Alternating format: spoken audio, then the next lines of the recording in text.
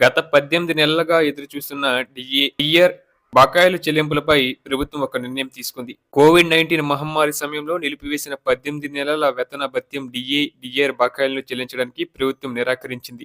దీనికి సంబంధించిన వివరాలను కేంద్ర ఆర్థిక మంత్రిత్వ శాఖ లోక్సభ మరియు రాజ్యసభలో అడిగిన ప్రశ్నలకు లిఖితపూర్వకంగా సమాధానంగా వెల్లడించింది. సమాజ్వాదీ పార్టీ ఎంపీ అనంత్ బదురియా లోక్సభలో అడిగిన ప్రశ్నకు కేంద్ర ఆర్థిక శాఖ మంత్రి పంకజ్ చౌదరి సమాధానమిస్తూ 18 నెలల వేతన భత్యాన్ని నిలిపివేయడానికి ప్రధాన కారణం ప్రభుత్వంపై ఆర్థిక భారం తగ్గించడమేనని పేర్కొన్నారు.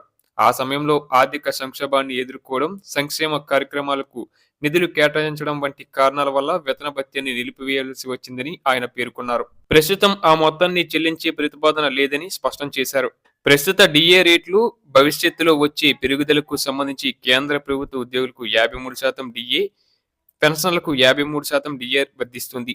సంవత్సరానికి 2 సార్లు డిఏ పెంపు ఉండే అవకాశం ఉంది కాబట్టి రాబోయే నెలల్లో మరింత పెరిగే అవకాశం ఉంది. ఈ ఏడాది జనవరిలో కేంద్ర ప్రభుత్వం 8వ వేతన సంఘం ఏర్పాటుకు అనుమతించింది.